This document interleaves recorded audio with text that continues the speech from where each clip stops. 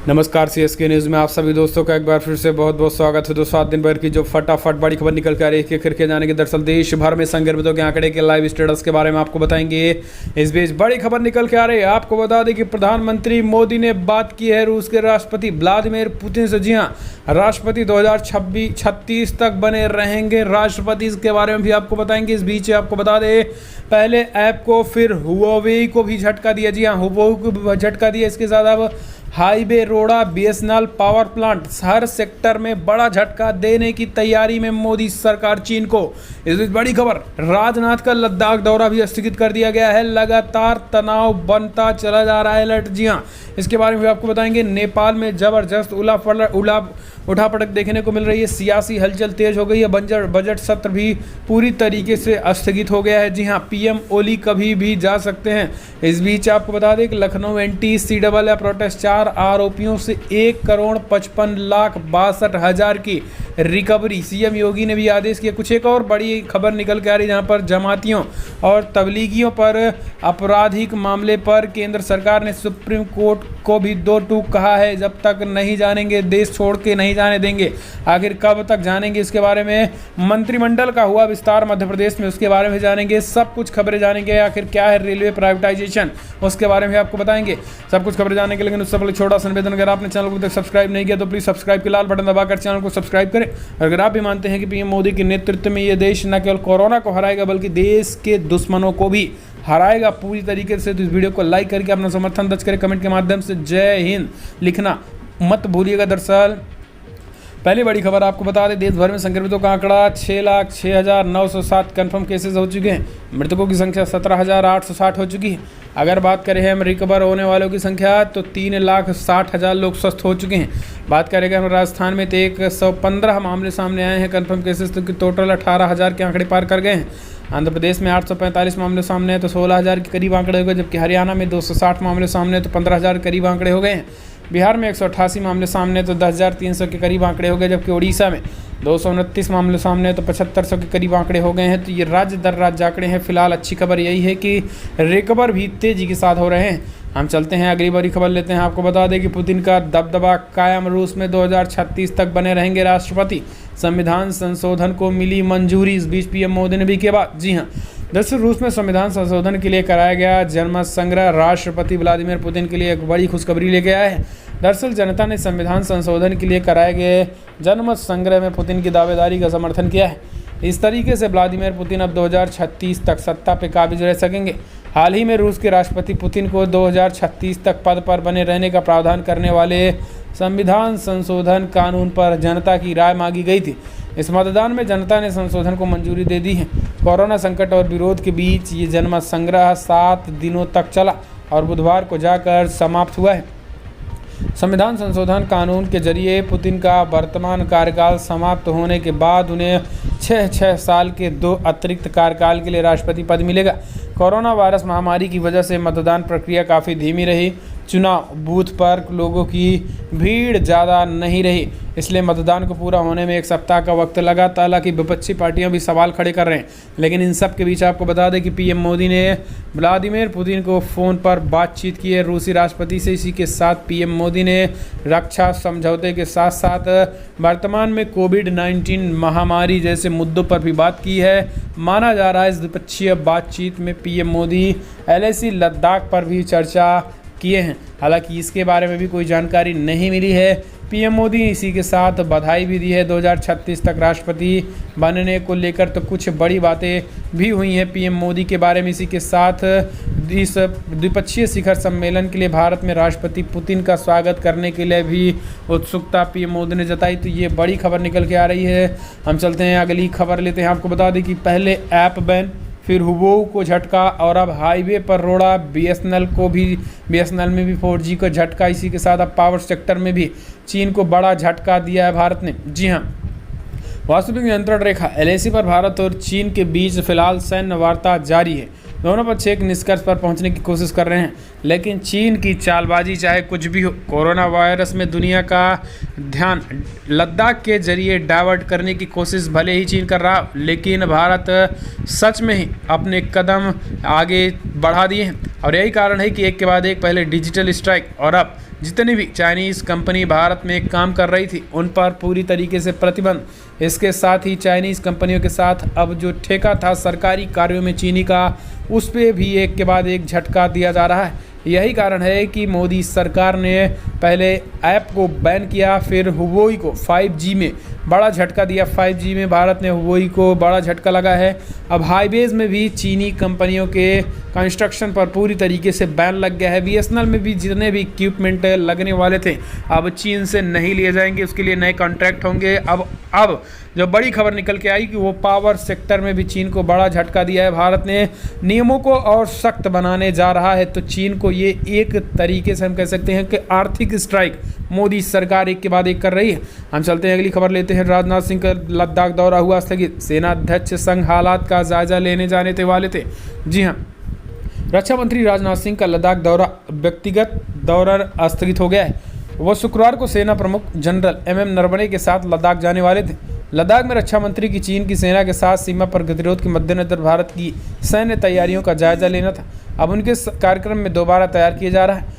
उन्होंने कहा कि अगर रक्षा मंत्री राजनाथ शुक्रवार को लद्दाख जाते हैं तो भारत चीन की सेनाओं के बीच गतिरोध के दौरान उनका पहला लद्दाख दौरा होता, लेकिन अब उस पर स्थगित कर दिया गया है। आपको बता दें कि इसमें दो कारण निकल के आ रहे हैं। एक तो लद्दाख में ज़बरदस्त तनाव माना जा रहा है, वर्तमान में हालात में बन चुके हैं। दूसरा, किसी निजी कारणों से ये रोका गया है। हालांकि अब कारण कुछ भी हो, लेकिन इसी बीच राष्ट्रपति पुतिन से भी PM मोदी का बात करना अपने आप में कई इशारे दे रहा है। हम चलते हैं अगली खबर। नेपाल में सियासी हलचल तेज, PM मोदी और भारत से टक्कर लेना ओली को पड़ा भारी।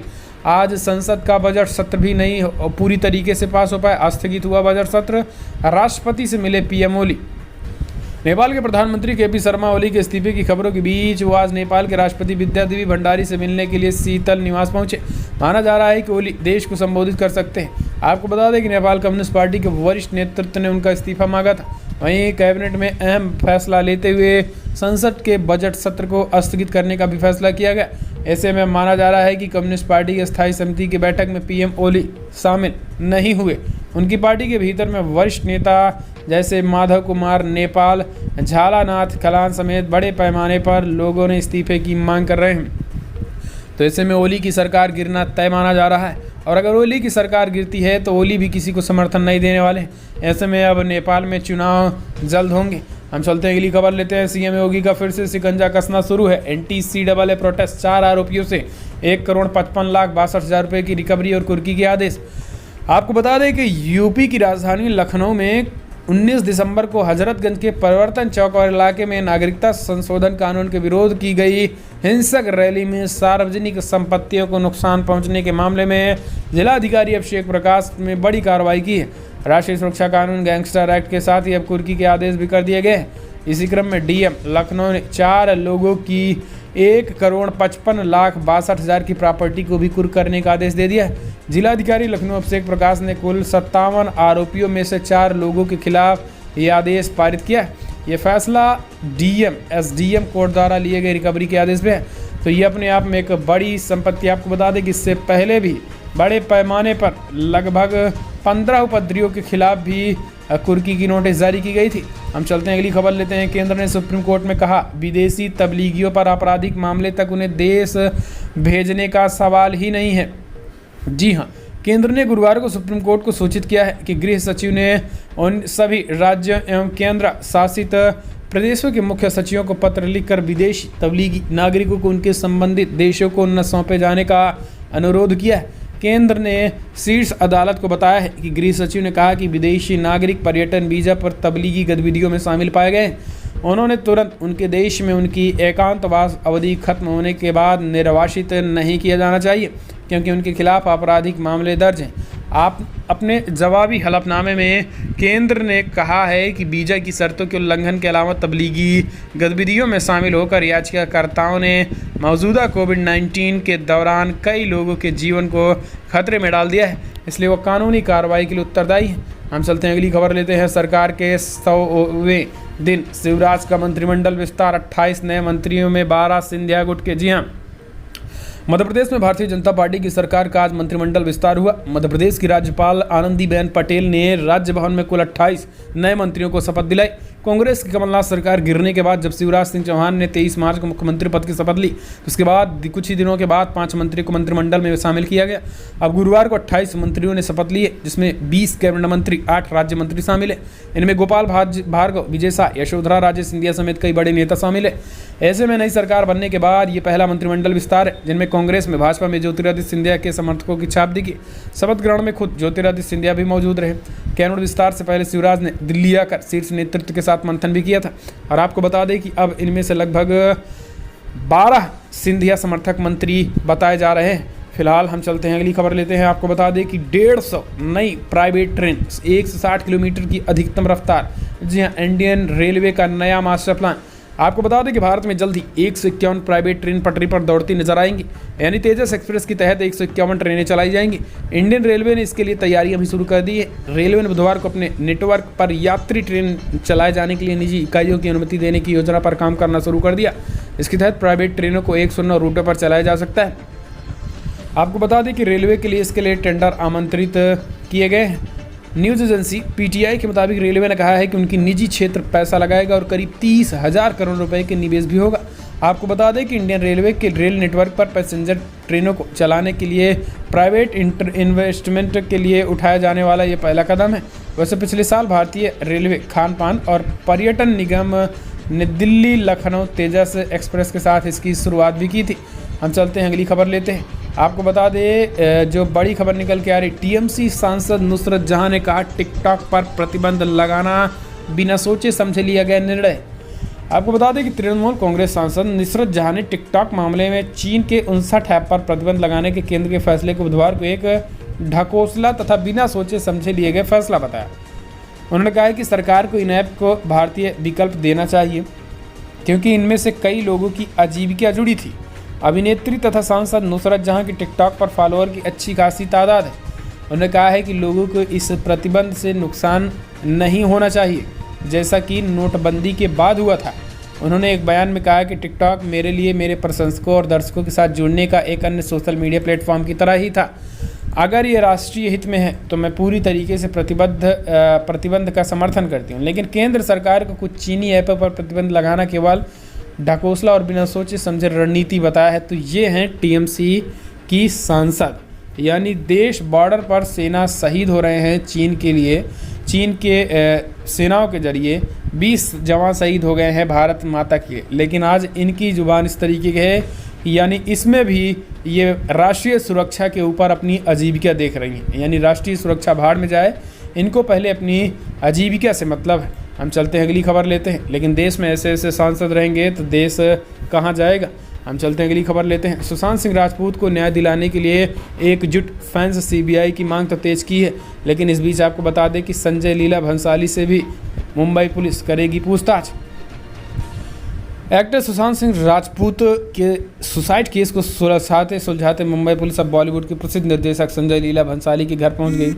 सूत्रों के हवाले सामने आई खबर की माने तो मुंबई पुलिस अब इस पूरे मामले में निर्देशक संजय लीला भंसाली को भी पूछताछ के लिए बुलाने वाले हैं। संजय लीला भंसाली सुशांत के किसी फिल्म में कभी भी नज़र नहीं आए हैं, लेकिन फिर भी भंसाली को इस मामले में तलब किया जाएगा। दरअसल ये सारा माजरा रणवीर सिंह और दीपिका पादुकोण स्टारर फिल्म रामलीला से जुड़ा है। संजय निर्देशक संजय लीला भंसाली की फिल्म रामलीला में लीड रोल में रणवीर सिंह और दीपिका पादुकोण नजर आए, लेकिन सामने आ रही खबरों की माने तो भंसाली की फिल्म रामलीला की पूरी स्क्रिप्ट सुशांत को ही ध्यान में रखकर की गई थी। इस फिल्म में सुशांत को ले लिया गया था, लेकिन इस दौरान सुशांत यशराज फिल्म कंपनी की 3 फिल्म डील में बंधे थे।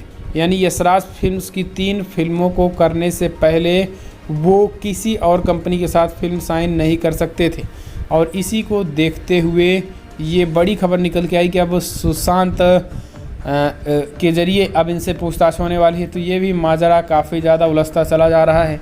हम चलते हैं, अगली खबर। दुनिया भर में जो आंकड़े निकल के आ रहे हैं, आपको बता दें 1,06,94,000 कन्फर्म केसेज हो चुके हैं। मृतकों की संख्या 5,16,000 को पार कर गई है। यूनाइटेड स्टेट की बात करें तो 27,38,000 कन्फर्म केसेज, तो वहीं 1,30,000 करीब लोगों की मौत हो गई है।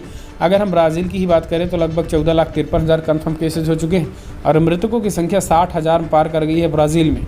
रसिया में 6,54,000 कन्फर्म केसेज, तो वहीं 9500 के करीब यानी 10,000 करीब लोगों की मौत हो गई। इंडिया में 6,06,000 के करीब लोग संक्रमित हो गए, जबकि मृतकों की संख्या यहाँ पर भी लगभग 18,000 के करीब पहुंच चुकी है। तो ये दुनिया भर में तेज़ी के साथ बढ़ते कोरोना संक्रमण के आंकड़े हैं।